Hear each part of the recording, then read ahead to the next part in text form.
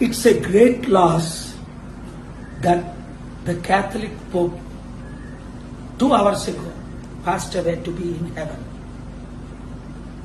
My relationship was with him not as close as Pope John Paul.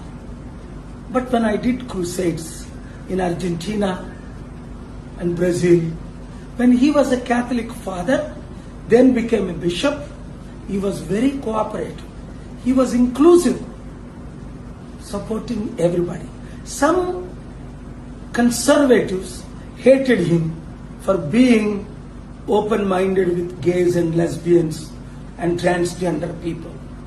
And he did negotiate peace, helping me with Palestinians and Israelites. So let us pray for his soul to rest in peace. And the Catholic 120 cardinals will elect the best Pope next, like Pope John Paul. ఈ రోజు Catholic Pope గారు, father of Catholics, అలాగే అనేక మంది హిందువులు, ముస్లింలు, యూదులు ఆయన ఎంతో రెస్పెక్ట్ ఇచ్చేవారు.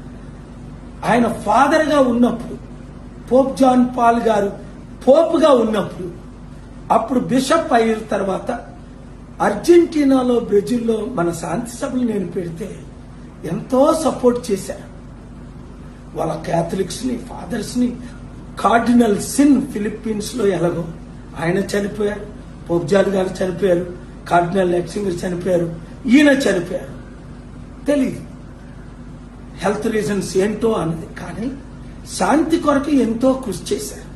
కొంతమంది ఆయన్ని క్రిటిసైజ్ చేసినప్పటికీ ఓపెన్ మైండ్ అని, అందరితో ముందంజ వేయాలి అని శాంతి కొరకు జీవించి చనిపోయిన పోప్ గారి కొరకు ప్రార్థించండి. ఆత్మ శాంతి కొరకు క్యాథలిక్ కార్డినల్స్ 120 మంది మంచి పోప్ జాన్ పాల్ లాంటి క్యాథలిక్ పోప్ ని ఎన్నుకునేటట్టు, దేశ శాంతి కొరకు హిందూ, ముస్లిం, క్రిస్టియన్స్ అందరూ కలిసి పనిచేయాలని ఈ వీడియో అందరికీ షేర్ చేయండి. God bless you.